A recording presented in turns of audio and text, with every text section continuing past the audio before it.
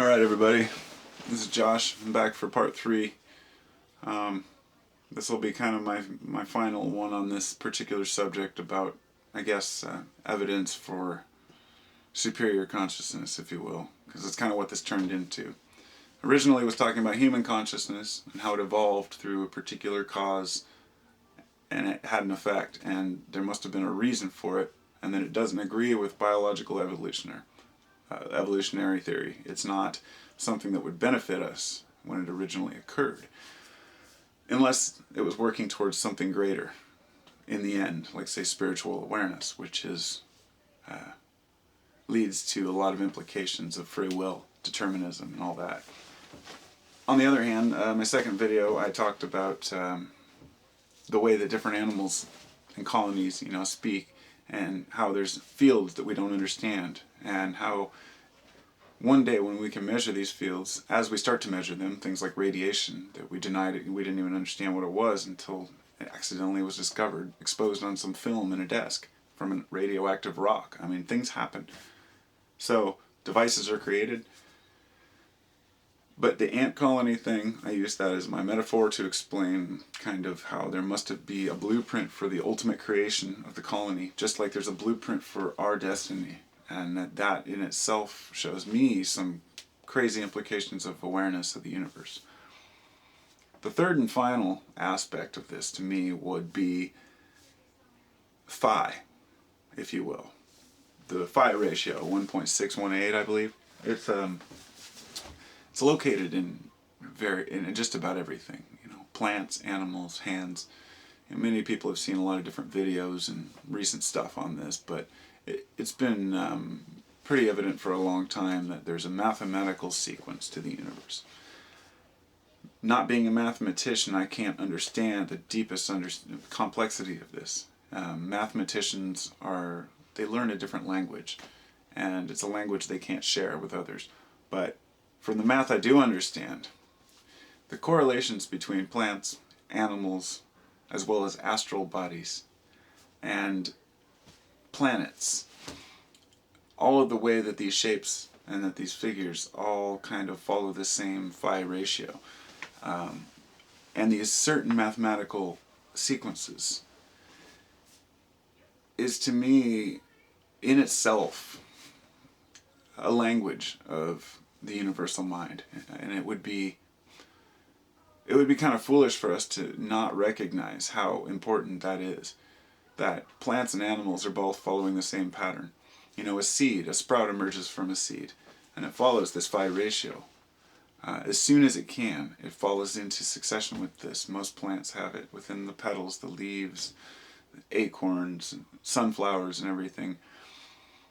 It seems to be the most effective way for a plant or an animal to grow. But it means that at the root of everything is a singularity, an understanding that everything is projected from this one idea. And that could be a voice, or a pattern, a frequency, whatever you want to call it. But it shows that this world isn't a haphazard collection of things that just occur. Another part to this for me is the way that plants and animals, from one another, hi kitty, from one another they grow accustomed to one another, and the bees and the flowers, and the way that they intermingle, and the way that certain animals look like plants and certain plants look like animals, and the animals camouflage themselves to their backgrounds without even seeing it. There are so many interesting correlations and connections in nature. It's so tightly woven that long gone are the days where we look at nature and say, it's competition, it's fierce competition, all these creatures competing, all these different beings, plants and animals, all so different and all competing. And the deeper we looked, the more we found that that's not true. The trees actually feed saplings next to them. They don't drown out the light from them. Sure, they take the light, but they're taking that light and converting it to energy and feeding it back through the mycelial mat to the babies. And the animals are nurturing and have this instinctual urge to nurture. They will even nurture other animals. And animals will cooperate, and that humans can cooperate. and that all of this seems to be a perfectly tightly knit system. And to me, that is an amazing thing.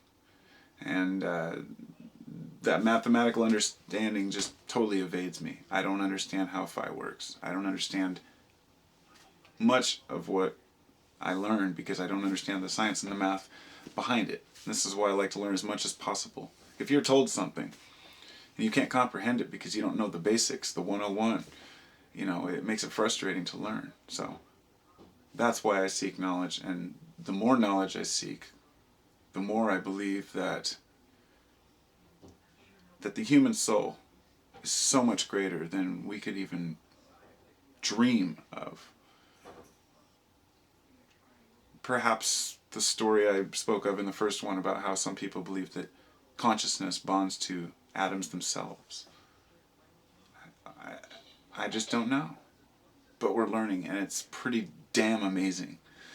So, that's my triage, or my trio of videos, and I don't want to call it proof of God, but that's kind of what it basically is implying for me. The things that convince me that there's something bigger than I am, and that humble me. Humble me greatly. It's a beautiful universe. Namaste, everybody.